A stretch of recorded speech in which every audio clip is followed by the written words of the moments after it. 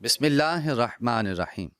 الصلاۃ والسلام علیک یا سیدی یا رسول اللہ وعلی آلک و اصحابک یا جد الحسن والحسین۔ شب قدر عزت والی رات، عظمت والی رات، رفعت والی رات، بلندی والی رات۔ جو شخص شب بیداری کرتا ہے اس رات کو، اللہ پاک اس کے پچھلے سارے گناہوں کو معاف کر دیتا ہے، اور اس رات روح الامین زمین پر اترتے ہیں اور جو اللہ رب العزت کی بارگاہ کے اندر حاضر ہوتا ہے، عبادت کر رہا ہوتا ہے، اس سے مصافحہ کرتے ہیں۔ اس رات قرآن پاک کی تلاوت کرنی چاہیے۔ حضور سیدنا علی المرتضیٰ شیر خدا مولا کائنات کرم اللہ وجہہ الکریم فرماتے ہیں، جو شخص لیلۃ القدر کو 7 بار انا انزلناہ فی لیلۃ القدر یہ پوری صورت پڑھتا ہے، اللہ پاک اس کے رزق کے اندر وسعتیں اور برکتیں عطا کرتا ہے، اور وہ جادو اور ٹونے سے بھی محفوظ رہتا ہے۔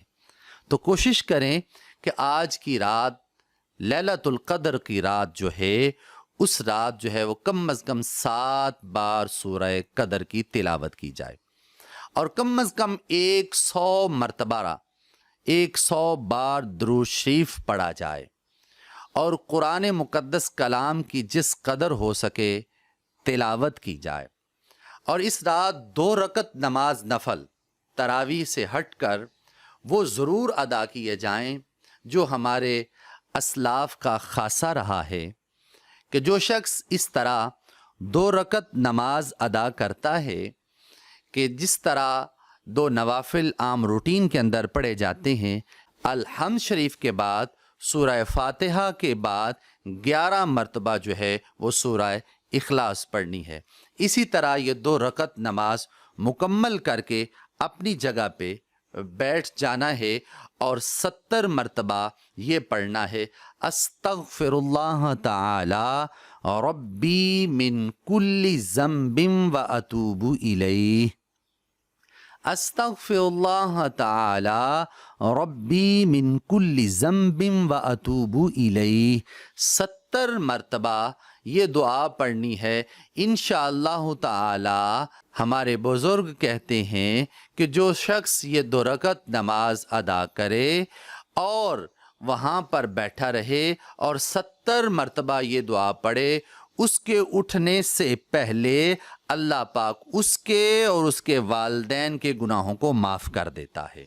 تو اس لیے آج کی رات کا یہ خاص عمل ہے، اس کو بھی آپ نے یہ ضرور جو ہے وہ کرنا ہے۔